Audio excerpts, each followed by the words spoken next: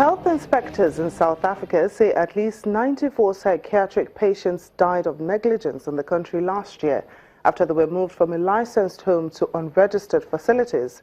About 1,300 psychiatric patients were moved from a unit of the Life Healthcare Group to charities during last year in a cost-cutting bid by the Health Department in Gauteng province, the commercial hub where Johannesburg and Pretoria are located.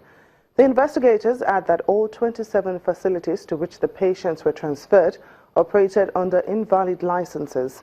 Experts say mental health care takes the backseat in funding and public hospitals do not have enough equipment or staff. The main opposition Democratic Alliance Party criticized Gauteng's provincial government over the scandal, while several people have demanded an overhaul of the health department in the country. Reports say Sudanese authorities intend to demolish 25 churches in the capital Khartoum for allegedly trespassing onto residential areas. The website of Netherlands-based Radio Tamazuj quoted Reverend Yahya Abdul Rahman, a pastor of the Evangelical Church in Sudan, as accusing the government of deliberately targeting Christian places of worship for destruction. Mailad Musa, a member of the Sudanese Christian Church, also says that the authorities in Khartoum have been refusing to approve plots for Christians to build places of worship like Muslims. He therefore called on the government to respect the rights of Christians in the country. The Human Rights Watch has released a damning report on the plight of widows in Zimbabwe. The report says that women in the country are evicted and dispossessed by their in-laws when their husbands pass away, in a custom that has gone unchecked and unpunished. When Maliazi Malunga lost her husband 5 years ago, she said she felt like she had lost everything, and she almost did. The 53-year-old, who had been married 8 years and was her husband's second wife, has been caught up in a legal battle against her in-laws who laid claim to his property and assets. When my husband passed away, some of the in-laws came in 2 cars. His first wife also came and forcibly took 2 houses.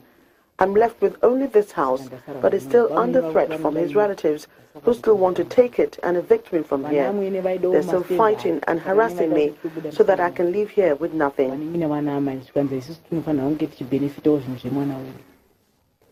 Millions of widows in sub-Saharan Africa are left destitute after being disinherited and robbed of their property. Campaigners say they are often kicked out of their homes by their in-laws because national and community laws do not allow them to inherit their husband's property, or because women do not know if they have rights to the land.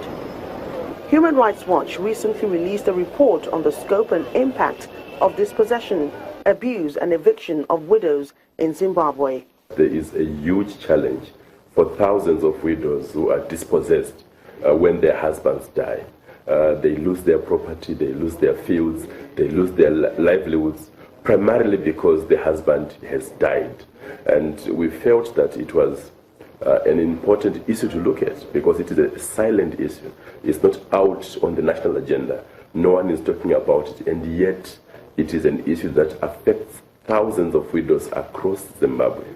While Zimbabwe's 2013 constitution protects the rights of women to own and inherit property, existing laws do not technically apply to widows in customary unions, which is the nature of the majority of marriages in the country. All the marriage laws should ensure that there is no gap that allows for property grabbing. And also the registration of all forms of marriages.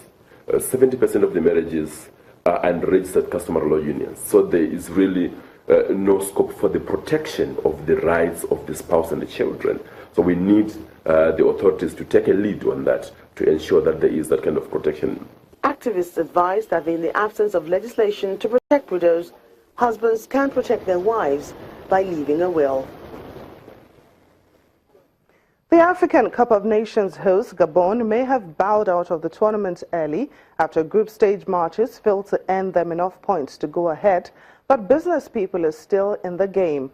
Hotels and restaurants have seen higher traffic than usual, and transport services are busy ferrying fans between 4 different stadiums. But as the tournament draws to an end, many ordinary Gabonese are jolted back to the reality of a struggling economy and the billions spent to host the tournament that many say could have been better spent to improve their lives in the long term.